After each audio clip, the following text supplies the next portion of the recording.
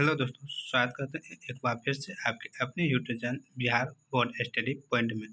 दोस्तों, आज के इम्पोर्टेंट जो हम डिस्कस करने वाले हैं बिहार बोर्ड 12th क्लास के मोस्ट इम्पोर्टेंट हिंदी सब्जेक्ट पे, जो कि दोस्तों 100 का प्रश्न होता है और 100 नंबर यहाँ से सॉलिड मिलता है। दोस्तों 500 में से 100 यहीं से मिलता है। अगर आपको हिंदी में दोस्तों 80+ चाहिए, उसमें भी ऑब्जेक्टिव 50 में 50 चाहिए, तो आप इस वीडियो के अंत तक जरूर से ज़रूर देख लें।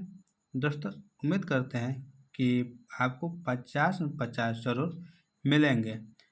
यह वीडियो उन सभी स्टूडेंट के लिए है जो अंतिम में रिवीजन करना चाहते हैं और यह सोचते हैं कि अभी तक हम हिंदी में कुछ भी नहीं पढ़े हैं, तो उसके लिए यह बहुत ही बेहतरीन होने वाला है यह वीडियो। तो आप इस वीडियो को अंत तक जरूर देखें। और दोस्तों बीच बीच में जो इम्पोर्टेंट क्वेश्चन बनता है उस पर हम दोस्तों घेरा लगाएंगे और उसको हम चिन्हित कर देंगे। आप नोटबुक लेकर बैठे रहें, उस क्वेश्चन को आप नोट करते जाइए।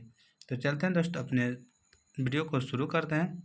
इस वीडियो का पहला क्वेश्चन यहाँ पर दिया है, या क्वेश्चन बनाते जाएँ या लाइन पढ़ते जाएँ, उससे महत्व है कि कौन क्वेश्चन इम्पोर्टेंट दोस्तों वो बताएंगे। तो बातचीत पहला शीर्षक है दोस्तों, पार्ट बाय पार्ट है और यह गद्य का पूरा लिए हैं दोस्तों 13 चैप्टर पूरा। तो उम्मीद करते हैं आप बने रहिएगा। तो पहला है बातचीत, शीर्षक है दोस्तों, इनके बातचीत के लेखक हैं दोस्तों बालकृष्ण भट्ट। तो यह क्वेश्चन बनता है कि बातचीत के लेखक कौन है, तो बालकृष्ण भट्ट। तो इसको आप याद रखिएगा। चलते हैं अब इम्पोर्टेंट पॉइंट्स की ओर। दोस्तों बालकृष्ण भट्ट जो है, इनका साहित्य विधा है निबंध। यह दोस्तों बातचीत क्या है, तो निबंध है। पूरी देगा बातचीत क्या है, तो निबंध। प्रस्तुत निबंध में रचनाकार ने वाक शक्ति को ईश्वर का वरदान बताया। इसमें जो बातचीत है दोस्तों, इसको वाक शक्ति यानी कि हम लोग जो बात करते हैं दोस्तों, तो इसको ईश्वर का वरदान बताएं किसने, तो दोस्तों इस शीर्षक के लेखक ने बालकृष्ण भट्ट ने।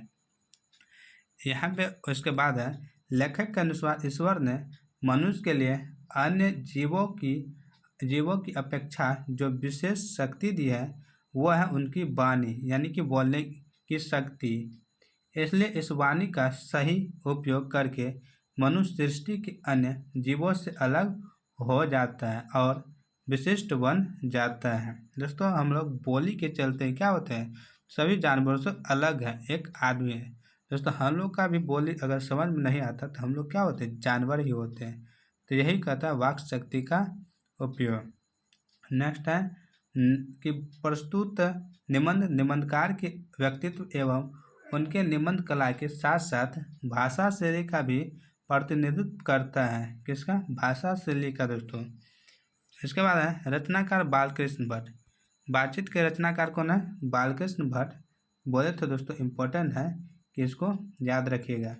आधुनिक हिंदी गद्य के आदि निर्माताओं और उन्नयक रचनाओं में एक हैं। वे भारतीय युग के प्रमुख साहित्यकारों में से एक हैं। पूछ देगा दोस्तों कि बालकृष्ण भट्ट किस युग के प्रमुख साहित्यकारों में से एक हैं, तो भारतेंदु युग। तो दोस्तों इम्पोर्टेंट क्वेश्चन है यह, आप याद रखिएगा। नेक्स्ट है, वे हिंदी के प्रारंभिक युग के प्रमुख और महान पत्रकार, निबंधकार तथा हिंदी की आधुनिक आलोचनाओं के प्रवर्तकों में अग्रगण्य है।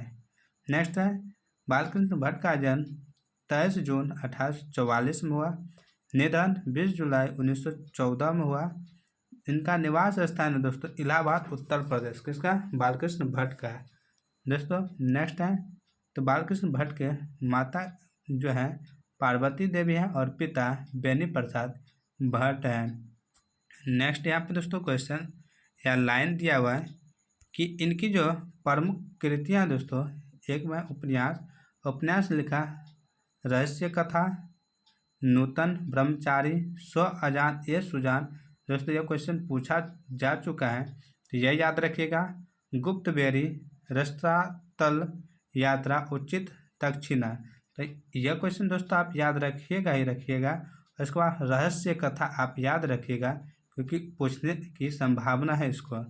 नेक्स्ट है नाटक में दोस्तों पद्मावती, बेनी संहार, शिशुपाल वध, नल, दमयंती। तो दोस्तों इनमें आपको याद रखना है पद्मावती, यह दोस्तों आप याद रखिएगा। इसके बाद है प्रहसन, जैसा काम वैसा परिणाम, नई रोशनी का विष, आचार, बिंडवन। तो दोस्तों इसमें से कुछ भी इम्पोर्टेंट नहीं है। नेक्स्ट है निबंध में 1000 के आसपास निबंध जिसमें 100 से ऊपर, दोस्तों 100 से ऊपर बहुत महत्वपूर्ण क्या है, भट्ट निबंधमाला नाम से 2 खंडों में एक संग्रह प्रकाशित। तो दोस्तों आप यहाँ पे भट्ट निबंधमाला याद रखिएगा, जिसमें से कितना 2 क्या है खंडों में एक संग्रह प्रकाशित हुआ है। इसके बाद है नेक्स्ट जो चैप्टर है उसने कहा था, दोस्तों यह लहना सिंह से संबंधित है। इसके उसने कहा था कि लेखक है चंद्रधर शर्मा गुलेरी। यह इम्पोर्टेंट है दोस्तों, हर साल पूछे जाते हैं, याद रखिएगा। कह रहा है कि इनके यह जो दोस्तों दिया है, यह साहित्य विधा जो है यह कहानी है। क्या दोस्तों, यह एक कहानी है। कौन सा है, उसने कहा था एक कहानी है। कहता है प्रस्तुत कहानी हिंदी विकास में मील का पत्थर मानी जाती है। किसका पत्थर, मील का पत्थर मानी जाती है। यह एक कालजयी रचना है। प्रसिद्ध फिल्मकार बिमल राय ने इस कहानी पर फिल्म बनाई। तो दोस्तों कहेगा कि मील का पत्थर यानी उसने कहा था, पर एक दोस्तों जो फिल्म बनाया है वह कौन थे, तो बिमल राय। इम्पोर्टेंट क्वेश्चन है दोस्तों, पूछने की संभावना है। इसके बाद कहता है इसके नाट्य रूपांतरण हो चुके हैं। शुद्ध प्रेम की आध्यात्मिक अनुभूति और उसकी स्वाभाविक उत्सर्गमय अभिव्यक्ति इस कहानी का कथ्य है।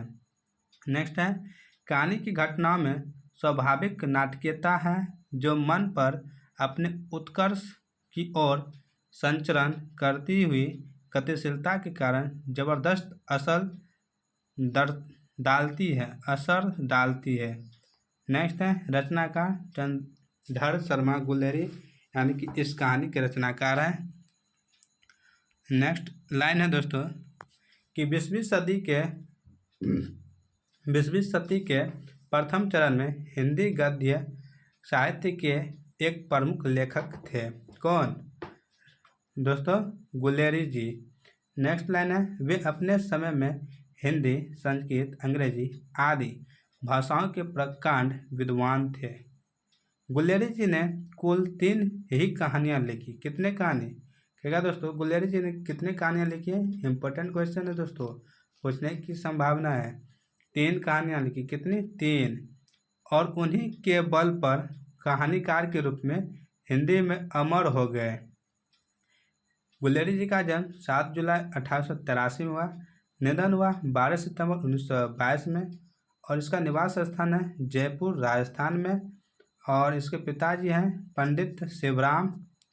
दोस्तों इनके द्वारा जो रचित कृतियाँ दोस्तों यहाँ पे दिया हुआ है, कुछ कृतियाँ कहते हैं संपादन में काशी नागरी प्रचारिणी पत्रिका। कहानी इनका सुखमय जीवन 1911 में आया था। बुद्धू का कांटा 1911 में आया था। और उसने कहा था 1915 में आया था। तो दोस्तों इम्पोर्टेंट क्वेश्चन यह बनता है दोस्तों, अभी तक नहीं पूछा गया, पूछने की संभावना है।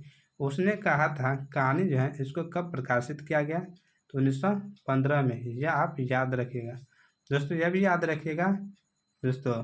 बुद्धू का कांटा इसका निबंध है दोस्तों, यहाँ पे निबंध इनका दिया हुआ है। कहता है प्राच्य विद्या, इतिहास, पुरातत्व, भाषा विज्ञान और समसामायिक विषयों पर निबंध, कछुआ धर्म, डिंगल, संस्कृत की टिप्पणी, देवानम प्रिय आदि। दोस्तों चलते हैं अब नेक्स्ट चैप्टर की ओर। नेक्स्ट चैप्टर यहाँ पे दिया हुआ है संपूर्ण क्रांति। क्या है दोस्तों, संपूर्ण क्रांति। इनके लेखक हैं जयप्रकाश नारायण। दोस्तों इम्पोर्टेंट क्वेश्चन है, हर साल पूछे जाते हैं। संपूर्ण क्रांति के लेखक जयप्रकाश नारायण। चलते हैं इम्पोर्टेंट पॉइंट्स की ओर। कहता है साहित्य विधा। दोस्तों यह जो है ऐतिहासिक भाषण है दोस्तों। संपूर्ण क्रांति क्या है? एक भाषण है दोस्तों। 5 जून 1974 के पटना के गांधी मैदान में दिए गए संपूर्ण क्रांति वाले ऐतिहासिक भाषण का एक अंश प्रस्तुत है यहाँ पे। संपूर्ण भाषण स्वतंत्र पुस्तिका के रूप में जन मुक्ति पटना से प्रकाशित हुआ। कहाँ से दोस्तों? कहेगा दोस्तों कि जन मुक्ति पटना से कौन सा भाषण प्रस्तुत हुआ? तो संपूर्ण क्रांति। इम्पोर्टेंट क्वेश्चन है दोस्तों, अभी तक नहीं पूछा गया, पूछने की संभावना है। रचनाकार जयप्रकाश जी हैं संपूर्ण क्रांति के। बचपन में जयप्रकाश नारायण जिनको बाउल कहते थे दोस्तों पूछा गया 2025 में यह क्वेश्चन कि जयप्रकाश नारायण जिनको क्या कहते हैं? बाउल। बड़े होने पर जेपी नाम से प्रसिद्ध है। अपनी जन पक्षधारता के लिए लोकनायक के रूप में भी प्रसिद्ध है। यह भी इम्पोर्टेंट क्वेश्चन है दोस्तों। चलते हैं नेक्स्ट की ओर।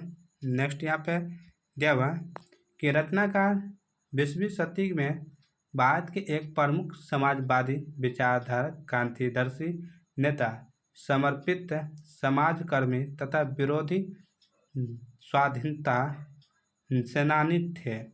1929 में कांग्रेस में शामिल हुए। 1932 में सविनय अवज्ञा आंदोलन के दौरान जेल भी गए। कब? 1932 में। उसके बाद है कांग्रेस के अंदर ही कांग्रेस सोशलिस्ट पार्टी के गठन में अहम भूमिका निभाई। 1942 के भारत छोड़ो आंदोलन एवं 1954 में विनोबा भावे के सर्वोदय आंदोलन से जुड़े थे। कौन? जयप्रकाश नारायण जी। नेक्स्ट यहाँ पे दोस्तों दिया हुआ है, कह रहा है गांधीवाद के संसर्ग में आकर उन्होंने अपनी लोकनिष्ठा अधिक सुदृढ़ की तथा विनोबा भावे के भूदान आंदोलन में उल्लेखनीय रचनात्मक भूमिका निभाई।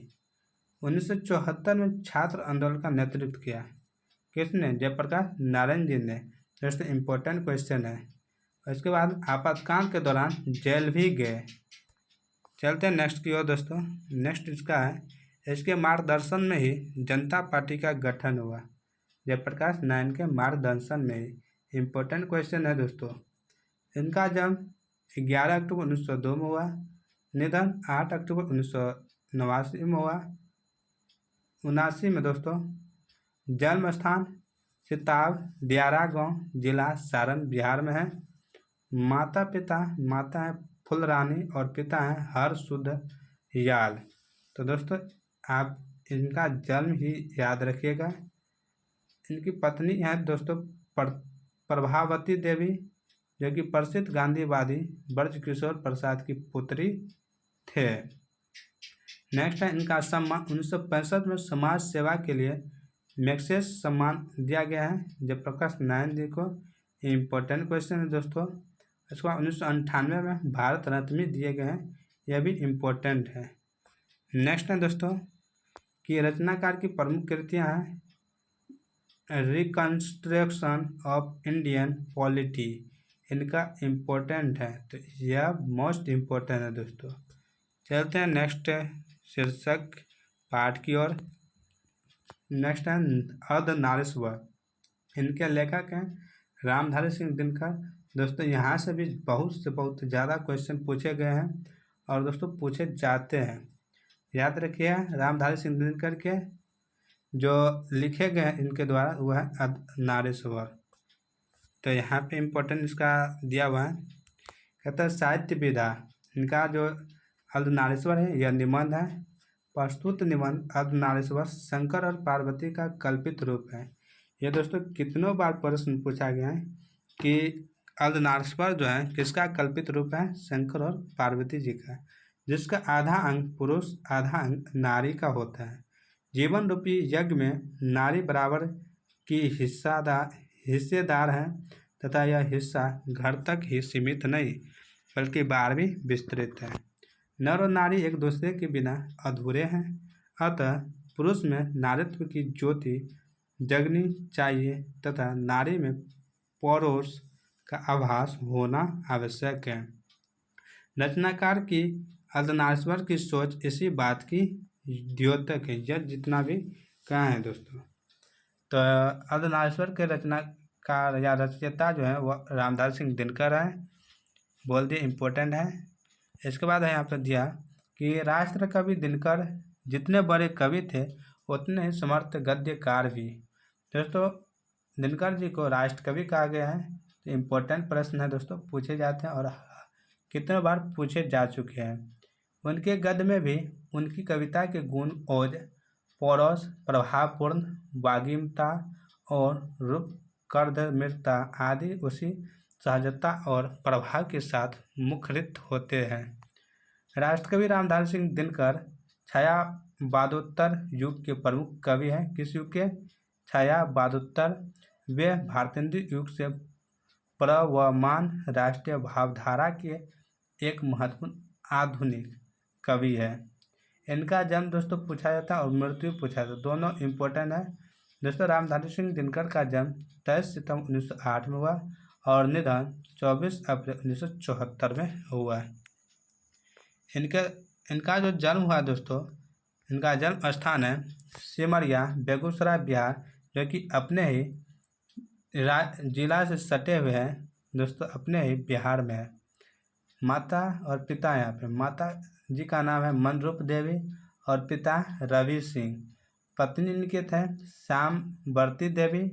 दोस्तों इसको पुरस्कार और सम्मान जो मिला, संस्कृत के 4 अध्याय के लिए जो मिला है साहित्य अकादमी मिला है, एवं उर्वशी पर जो मिला है भारतीय ज्ञानपीठ पुरस्कार मिला है। दोस्तों मोस्ट इम्पोर्टेंट क्वेश्चन यह दोनों हैं दोस्तों, और बार बार पूछे जाते हैं। इसके बाद राज्यसभा के सांसद, पद्म भूषण एवं राष्ट्रकवि के रूप में समादृष्ट भी हुए हैं। पद्म भूषण एवं राष्ट्रकवि।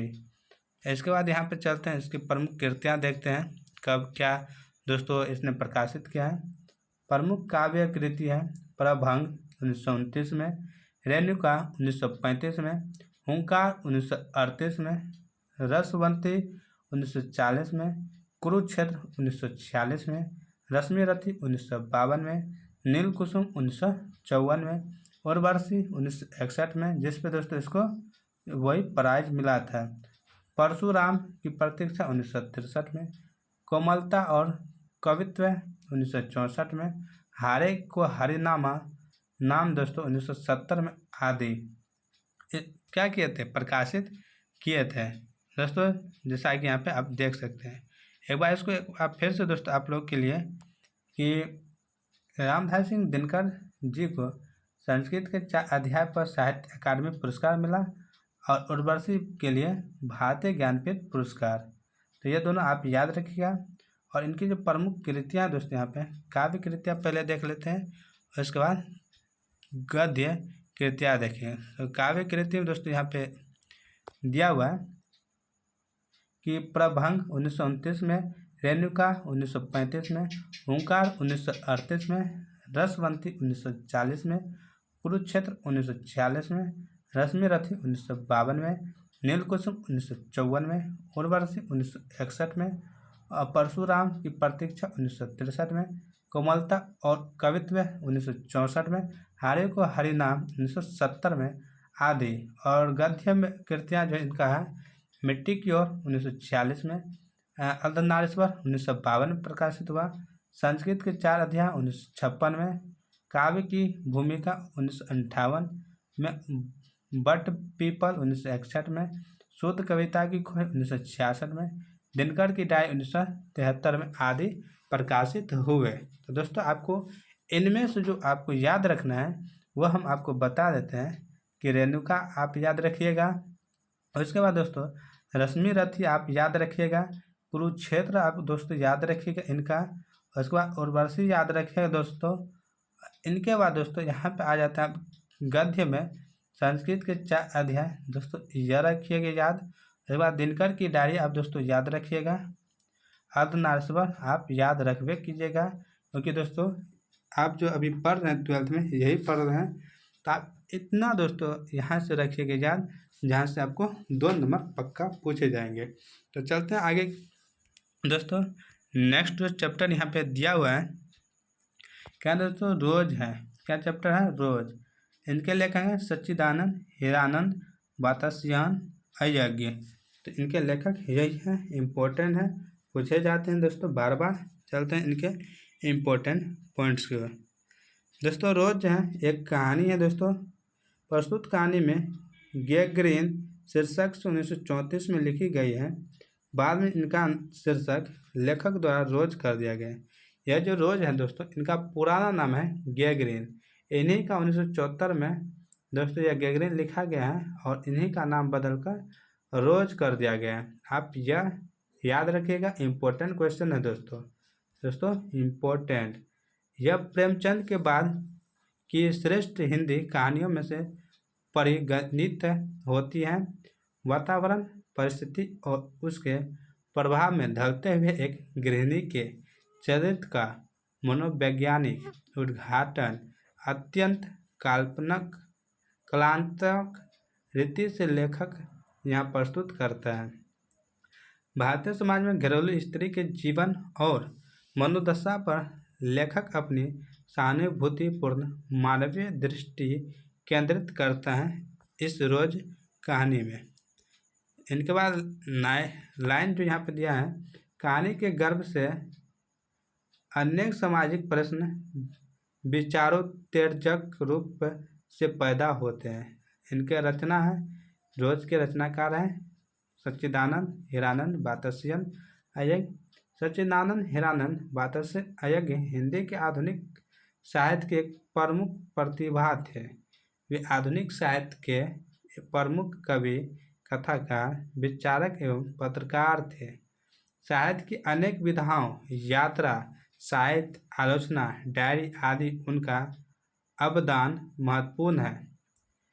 बिना अय्यर के नई कहानी की कल्पना नहीं की जा सकती। दोस्तों इम्पोर्टेंट क्वेश्चन है दोस्तों, जब पूछे गए 2025 में दोस्तों, बिना अय्यर के नई कहानी की कल्पना नहीं की जा सकती है।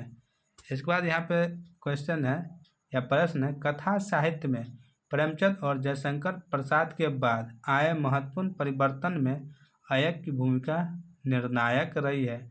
तो चलते हैं इनके जन्म और मृत्यु के बारे में जानते हैं। अय्यर जी का जन्म 7 मार्च 1911 ईस्वी में हुआ। यह दोस्तों कितनों बार पूछे गए प्रश्न है, इम्पोर्टेंट है। निधन 4 अप्रैल 1987 में हुआ। जन्म स्थान है कसैया, कुशीनगर, उत्तर प्रदेश में। मूल निवास है करतारपुर, पंजाब।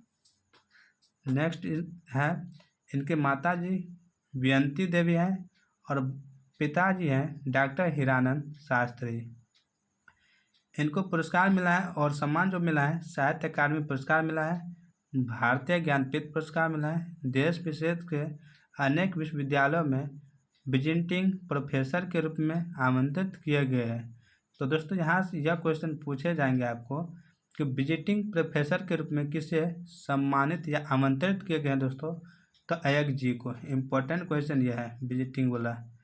चलते हैं इनके कृति के बारे में जानते हैं, इसने क्या क्या प्रमुख कृतियाँ लिखी हैं। कहानी संकलन में बिपथगा, जय डोल, ये तेरे प्रतिरूप, छरा हुआ रास्ता, लौटती पगडंडियाँ आदि। उपन्यास हैं शेखर ए जीवनी, प्रथम भाग 1941 में और द्वितीय भाग 1944 में आया। नदी के द्वीप 1952 में आया। अपने अपने अजनबी 1961 में आया। कविता संकलन यहाँ इनका जो है भगदूत है, चिंता है, एत्यलम है, हरी घास पर क्षण भर। दोस्तों इम्पोर्टेंट है यह। बाबरा, अहेरी, आंगन के पारद्वार, कितनी नावों में कितनी बार। इम्पोर्टेंट है दोस्तों। और सदा निरा, यह भी इनका इम्पोर्टेंट है। 3 दोस्तों इनका जो है कविता संग्रह इम्पोर्टेंट है, याद रखिएगा। निमन, त्रिशंकु, आत्मनेपद, अंतरा भवंती आदि। संपादित ग्रंथ है 7 तार सप्तक 1943 में, दूसरा सप्तक 1951 में, तीसरा सप्तक 1959 में। दोस्तों नेक्स्ट इनका जो है वह है नाटक, और एक ही नाटक है उत्तर प्रियदर्शी। तो यह भी इम्पोर्टेंट दोस्तों, पूछने की पूरी संभावना है। चलते हैं नेक्स्ट चैप्टर की ओर। नेक्स्ट चैप्टर यहाँ पे दोस्तों 6ठा चैप्टर है, एक लेख और एक पत्र। भगत सिंह इनके लेखक हैं दोस्तों, इम्पोर्टेंट हैं। इसके इम्पोर्टेंट पॉइंट पर भी चलते हैं। एक लेख एक पत्र जो है दोस्तों, यह एक क्या है, साहित्य विधा एक लेख और एक पत्र ही है। प्रस्तुत लेख के माध्यम से रचनाकार विद्यार्थियों की भूमिका के संबंध में विचार व्यक्त किया गया है। देश की आज़ादी के लिए सच्चे देश सेवकों की जरूरत है। रचनाकार का मानना है कि विद्यार्थी पारिवारिक जंजालों से मुक्त होते हैं। सही बात है कि अकेले रहते हैं और क्या करते हैं, उसको कोई चिंता फिक्र नहीं रहता है। अतः उनकी राजनीतिक सक्रियता देश के लिए आवश्यक है। उम्मीद है क्योंकि उनका खून भी क्या होता है, गर्म रहता है और वह कर सकते हैं, देश को आज़ाद करवा सकते हैं, देश के लिए वह मर मिट सकता है। नेक्स्ट है, प्रस्तुत पत्र रचनाकार भगत सिंह सुखदेव को लिखते हैं कि विपत्तियां मनुष्य को उनका सामना करने के लिए प्रेरित करती हैं। दोस्तों यह जो लाइन है यह किसने कहा था, तो दोस्तों यह कहा था भगत सिंह ने। तो भगत सिंह ने कहा था दोस्तों। इम्पोर्टेंट क्वेश्चन है बनेगा दोस्तों, और पूछने की पूरी संभावना है। भगत सिंह जो है एक लेख के लेखक हैं दोस्तों। अमर शहीद भगत सिंह आधुनिक भारतीय इतिहास की एक पवित्र स्मृति है। भारत राष्ट्र के मानस में उनकी युवा छवि अमित होकर बस गई है। नेक्स्ट यहाँ पे दोस्तों दिया हुआ है कि देश की स्वतंत्रता के लिए अपने प्राणों की बलिदान देने वाले हजारों लोगों तथा लाखों स्वाधीनता सेनानियों की प्रेरणा और उत्सर्गपूर्ण कार्यों के वे अस्थायी प्रतीक और प्रतिनिधि है। कौन, दोस्तों भगत सिंह। इनका जन्म 28 सितंबर 1907 में हुआ है दोस्तों। इम्पोर्टेंट क्वेश्चन है, पूछने की संभावना है, अभी तक नहीं पूछी गई है। नेक्स्ट यहाँ पे है शहादत यानी उनकी मृत्यु 23 मार्च 1931 ईस्वी में हुआ है, यानी कि मृत्यु नहीं कर सकते हैं, फांसी दिया गया है। तो 7:33 पर शाम में लाहौर षड्यंत्र केस में फांसी दी गया है। इनका जन्म स्थान है बंगा चक नंबर 105 गुगेरा ब्रांच, वर्तमान में लायलपुर पाकिस्तान में है। पैतृक गाँव है दोस्तों, यानी कि पिता का जो गाँव है खटक कर कलाब पंजाब में। माता और पिता, माँ का नाम है विद्यावती एवं पिता जो है सरदार किशन सिंह थे। संपूर्ण परिवार स्वाधीनता सेनानी थे, यानी कि सभी इनके जो परिवार है सेना में भर्ती थे, यानी भारत अपने देश के लिए काम करते थे। नेक्स्ट इनकी गतिविधियाँ हैं। 12 वर्ष की उम्र में जालियांवाला बाग की मिट्टी लेकर क्रांतिकारी गतिविधियों की शुरुआत की है। कितने वर्ष में, 12 वर्ष में। इम्पोर्टेंट क्वेश्चन है दोस्तों पूछे गए हैं 2025 में क्वेश्चन। इनकी जो कृतियाँ यहाँ पे दोस्तों दिया हुआ है, इनकी कुछ कृतियाँ हैं। पंजाब की भाषा तथा लिपि की समस्या हिंदी में 1924 में लिखा। विश्व प्रेम कलकत्ता के मतवाला में 1924 में प्रकाशित हिंदी लेख है। युवक मतवाला में 1924 में प्रकाशित हिंदी लेख है। मैं नासिक क्यों हूँ, यह इम्पोर्टेंट है दोस्तों। अछूत समस्या, विद्यार्थी और राजनीति, सत्याग्रह और हड़तालें, बम का दर्शन आदि अनेक लेख हैं। सचिंद्र नाथ सन्याल की पुस्तक बंदी जीवन और डॉन ब्रेन की आत्मकथा का अनुवाद भी किया है इसने। यह भी दोनों इम्पोर्टेंट हैं। चलते हैं नेक्स्ट चैप्टर की ओर। नेक्स्ट चैप्टर यहाँ पे दोस्तों दिया हुआ है ओ सदा निरा। ओ सदा निरा के लेखक हैं जगदीश चंद्र माथुर। इम्पोर्टेंट दोस्तों, बार बार पूछे गए प्रश्न। चलते हैं इनके पॉइंट की ओर। और सदा निरा एक निबंध है दोस्तों, और यहाँ पे प्रस्तुत निबंध रचनाकार की जो पुस्तक है बोलते क्षण से यहाँ प्रस्तुत हैं ओ सदा निरा। तो पूछेगा कि ओ सदा निरा कहाँ से लिया गया है, तो बोलते छंद से। यह निबंध सदानेरा गंधक को निर्मित बनाकर लिखा गया है। यानी गंधक एक नदी है, उन्हीं को क्या किया है, इनको बना करके लिखा गया उन्हीं पे। उनके किनारे की संस्कृति और जीवन प्रवाह की अंतरंग झांकी पेश करता हुआ जैसे स्वयं गंधक की तरह ही प्रभावित होता दिखलाई पड़ता है। इनके रचनाकार हैं और सदानंद निराकर, जगदीश चंद्र माथुर, ऊपर में भी बता दिए हैं। चलते हैं आगे। जगदीश चंद्र माथुर एक प्रतिभाशाली लेखक, नाटककार, संस्कृति कर्मी एवं प्रशासक थे। उनका कार्य क्षेत्र बिहार था और वे साहित्य संस्कृत के संसार में बिहार की ही विशिष्ट प्रतिभा के रूप में जाने जाते हैं। इनका जन्म 16 जुलाई 1917 में हुआ और मृत्यु 14 मई 1978 में हुआ। इनका जन्म स्थान है शाहजहांपुर, उत्तर प्रदेश। कार्य 1944 में बिहार के सुप्रसिद्ध सांस्कृतिक उत्सव वैशाली महोत्सव का बीजारोपण किया। सम्मान विद्या वारिधि की उपाधि से विभूषित, कालिदास अवार्ड भी मिला है और बिहार राजभाषा पुरस्कार से सम्मानित किया है। तो क्वेश्चन यहाँ से पूछ देगा दोस्तों कि कालिदास अवार्ड से किसे सम्मानित किया गया है। आप याद रखिएगा, इम्पोर्टेंट क्वेश्चन है दोस्तों। रचनाकार की प्रमुख कृतियाँ 1936 में प्रथम एकांकी आया है मेरी बांसुरी का मंचन व सरस्वती में प्रकाशन किया। उसके बाद 5 एकांकी नाटकों का संग्रह भोर का तारा 1946 में प्रकाशित हुआ। ओ मेरे सपने 1950 में, मेरे श्रेष्ठ रंग एकांकी कोणार्क 1951 में, बंदी दोस्तों आया इसका जय 1954 में, शारदिया 1959 में, पहला राजा 1969 में, दशरथ नंदन 1974 में, कुंवर सिंह की टेक 1954 में और गगन सवारी 1958 में। इनके एक नाटक है दो कठपुतली, यह इम्पोर्टेंट है दोस्तों। किसका है यह दोस्तों, यह आप खुद बताइएगा।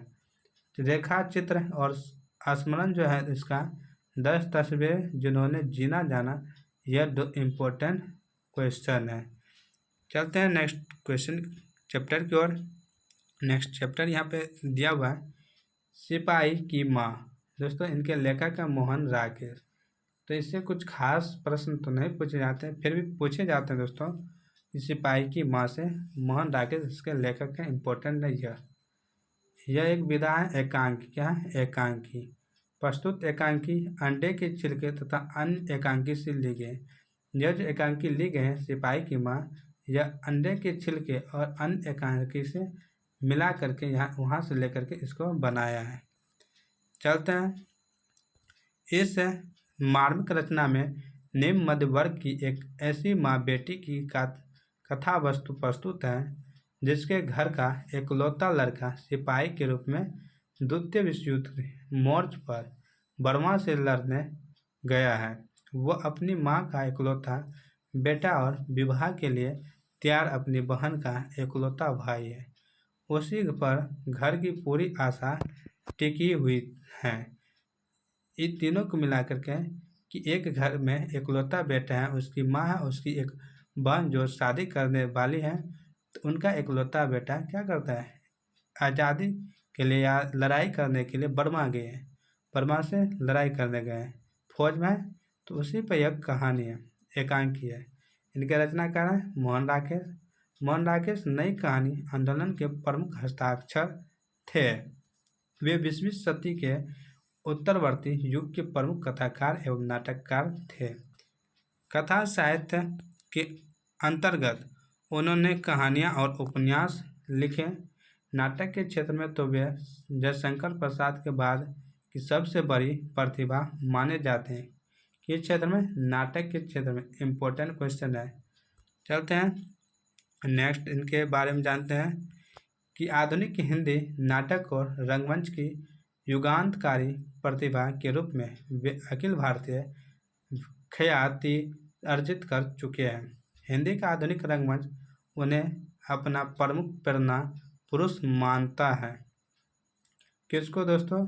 आप जानते हैं मोहन राकेश को। इनका जन्म 8 जनवरी 1925 को हुआ। निधन 3 दिसंबर 1972 में हुआ। जन्म स्थान है जंडी वाली गली, अमृतसर, पंजाब में। और इनके बचपन का नाम है मदन मोहन गुगलानी। तो बोल देगा दोस्तों, इनमें से किनका बचपन का नाम मदन मोहन गुगलानी है? तो मोहन राकेश जी का। नेक्स्ट इनके पिता और माता है माता का नाम बच्चन कौर है और पिता का नाम करमचंद गुगलानी है, जो कि वकील थे। इनकी कुछ रचना है, प्रमुख कृतियाँ हैं, देख लेते हैं दोस्तों। कहानी संग्रह इंसान की खंडहर 1950 में आया, नए बादल 1957 में आया, जानवर और जानवर 1958 में आया, एक और जिंदगी 1961 में आया, फौलाद का आकाश 1972 में आया, बारिश 1972 में आया। उपन्यास है इनका अंधेरे बंद कमरे 1961 में, न आने वाला कल 1970 में, अंतराल 1972 में। नाटक है आज़ाद का एक दिन 1958 में। दोस्तों इम्पोर्टेंट है यह, आप याद रखिएगा। लहरों के राजहंस 1963 में, आधे अधूरे 1969 में। यह भी इम्पोर्टेंट है दोस्तों, आप इसको भी याद रखिएगा।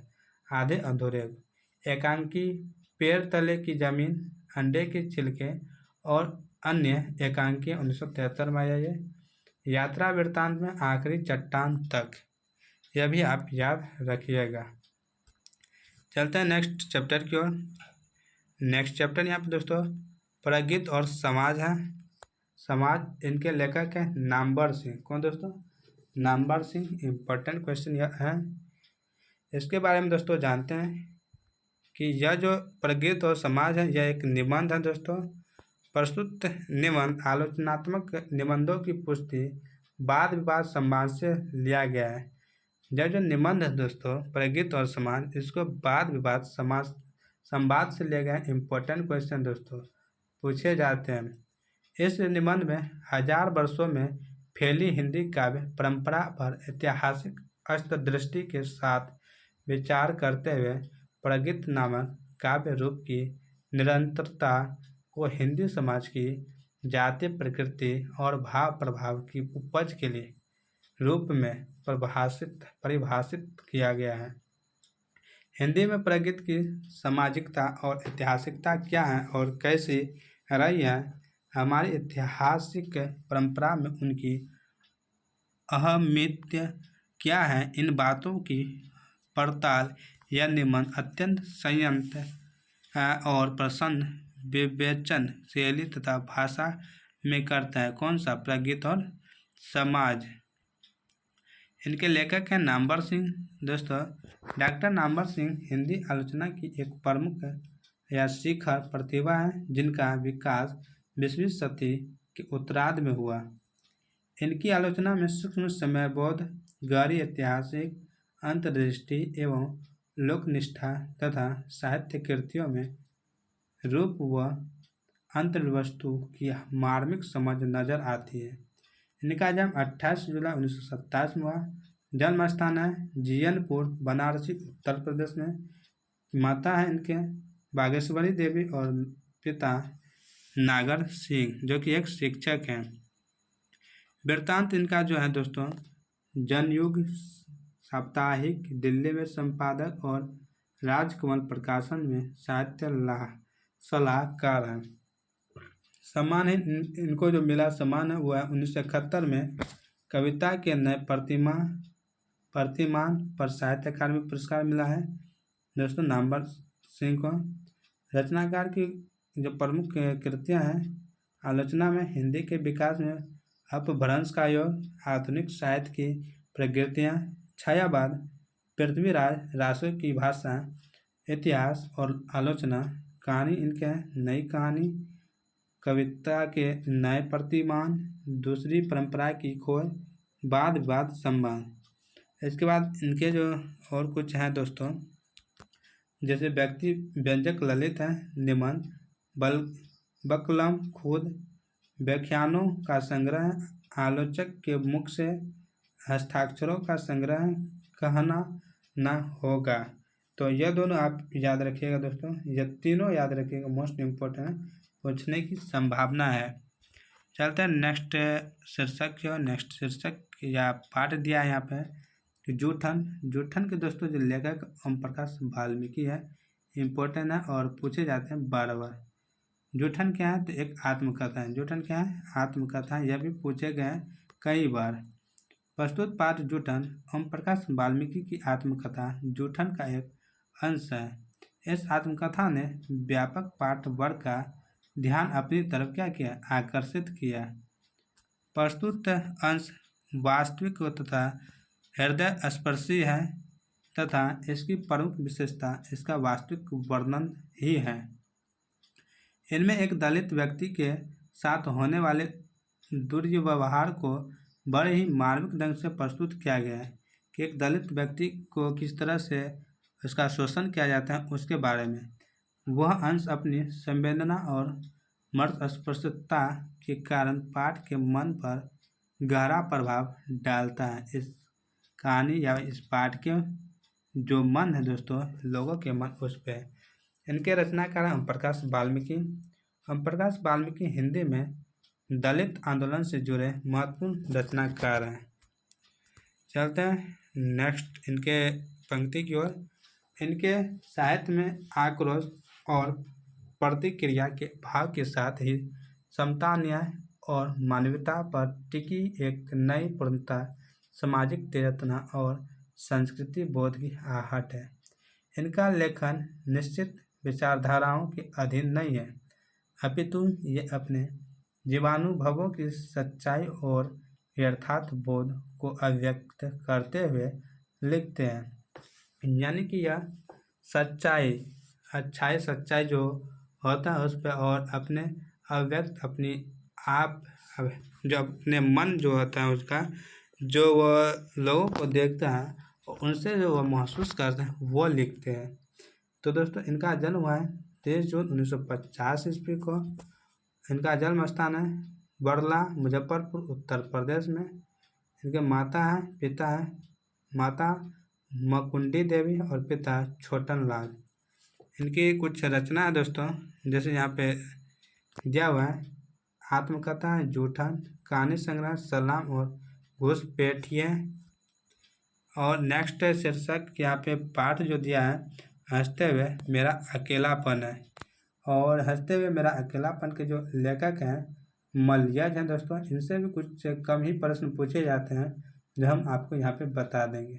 एक तो यही इम्पोर्टेंट है। इसके बाद यह जो दोस्तों हंसते हुए मेरा अकेलापन, ये क्या है, एक डायरी है। इम्पोर्टेंट क्वेश्चन यह भी है। प्रस्तुत पाठ हंसते हुए अकेलापन में मलयज द्वारा लिखी गई डायरी के कुछ अंश दिए गए हैं। इनसे लगभग 1500 पृष्ठों में फैली हुई मलयज की डायरियाँ की एक छोटी सी झलक मिलती है। यानी 1500 कितना 1500 पृष्ठों की एक छोटी सी झलक यहाँ पे दिखाई गई है। इम्पोर्टेंट यहाँ पे दोस्तों कि यह प्रतिभाशाली कविता या कवि आलोचक के आत्मनिर्माण का प्रामाणिक अंतरंग साक्ष्य है। इनके जो रचनाकार हैं लेखक मलयज हैं। सन 1960 के आसपास नई कविता आंदोलन के अंतिम दौर में मलयज का उदय एक कवि के रूप में हुआ था, किंतु बाद में होने वाले परिवर्तनों ने उनके लेखन में काफ़ी परिवर्तन किया। उनकी आलोचना हिंदी साहित्य में 8वें दशक की महत्वपूर्ण उपलब्धि है। हिंदी साहित्य को नई भाषा, नई तकनीक, नई विश्लेषण पद्धति और एक स्फूर्तिपूर्ण रचनात्मक ऊष्मा देने में मलयज की भूमिका रेखांकित करने योग्य है। इनका जो जन्म हुआ था दोस्तों 1935 में हुआ। इनका निधन जो हुआ है 26 अप्रैल 1982 में हुआ है। इनका जन्म स्थान जो है मोही, आजमगढ़, उत्तर प्रदेश है। मूल नाम इनका जो है दोस्तों, मलयज जी का मूल नाम भरत जी श्रीवास्तव है। इम्पोर्टेंट क्वेश्चन ये है दोस्तों। माता इनका प्रभावती है और पिता जो है त्रिलोकी नाथ वर्मा है। इनकी प्रमुख कृतियाँ हैं कविता में जैसे जख्म पर धूल, अपने होने को अप्रकाशित करता हुआ। और इनकी जो आलोचना है दोस्तों वह यहाँ पे दिया है। कविता से साक्षात्कार, संवाद और एकालाप, रामचंद्र शुक्ल, यह तीनों हैं। सृजनात्मक गद्य हंसते हुए मेरा अकेलापन, जो कि यही अभी हम लोग पढ़ रहे हैं दोस्तों। संपादन है शमशेर, पुस्तक का सर्वेश्वर दयाल के साथ संपादन। इसके बाद इनकी डायरी 3 खंड जिनका संपादन डॉक्टर नामवर सिंह ने किया। यह भी इम्पोर्टेंट है दोस्तों। चलते हैं नेक्स्ट पार्ट की ओर। नेक्स्ट पार्ट यहाँ पे दोस्तों दिया हुआ है धीरज। या तिरछ दोस्तों इनके लेखक उदय प्रकाश। तिरछ के लेखक उदय प्रकाश मोस्ट इम्पोर्टेंट है। यह जो दोस्तों यह एक कहानी क्या है, तिरछ एक कहानी है, यह भी मोस्ट इम्पोर्टेंट है। तिरछ क्या है, कहानी। प्रस्तुत कहानी तिरछ एक नज़र या एक उत्तर आधुनिक त्रासदी है। क्या तिरछ क्या है, तो एक आधुनिक त्रासदी है, इम्पोर्टेंट है दोस्तों। आज के युग में समय बहुत दूर तक वैश्विक और सार्वभौम हो चुका है। इस कहानी में जीवन में आई अनिवार्यता एवं बेगानेपन का मार्मिक चित्रण किया गया। इस कहानी में तिरछ में कहानी नई पीढ़ी के प्रतिनिधि बेटे के दृष्टिकोण से लिखी गई, यानी कि नई पीढ़ी के जो लड़का सब है दोस्तों, इसके बारे में यह कहानी लिखा है दोस्तों। और बाबूजी के बारे में जो सुदूर गांव में रहते थे। जब लेखक के गांव में रहने वाले पिताजी शहर में जाते हैं तो वहां उनके साथ जो कुछ घटित होता है उसकी हृदयस्पर्शी वर्णन कहानी में किया गया। यानी कि एक लड़का है, यानी कि यह एक लड़के पर लिखा गया है और उसके पिता गांव से थे। वह जब बाहर गया शहर कमाने के लिए, उससे मिलने के लिए, तब वहाँ पे जो इनके साथ घटित हुआ वह परिस्थिति या वह मौसम, वहाँ का वातावरण से, तो वह यही कहानी में दर्शाया गया वही चीज़। तो इनके रचनाकार हैं उदय प्रकाश दोस्तों, तिरछ के रचनाकार उदय प्रकाश। चलते हैं आगे की ओर। समसामयिक हिंदी लेखन में उदय प्रकाश ने एक अग्रणी एवं महत्वपूर्ण लेखक की कवि और पहचान अर्जित की है। 1980 के आसपास वे एक कवि के रूप में पाठकों के समक्ष उदित हुए थे। वे तब से लगातार समसामाजिक रचनाशीलता रचनाशीलता में अपनी कदावर भागीदारी निभाते आ रहे हैं।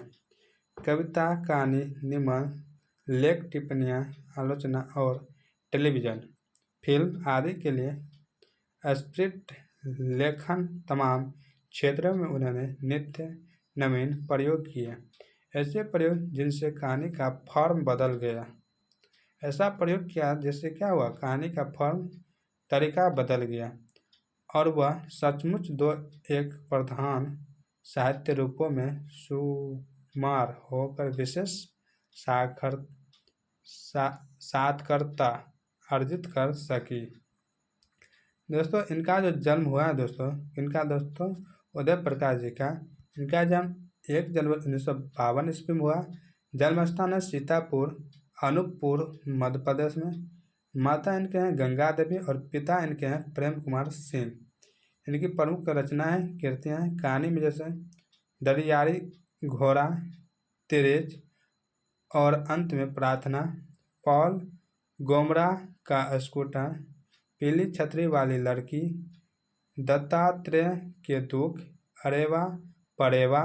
दोस्तों यह इम्पोर्टेंट है दोस्तों, अरेवा परेवा, मोहनदास, मैंगो सिल्स।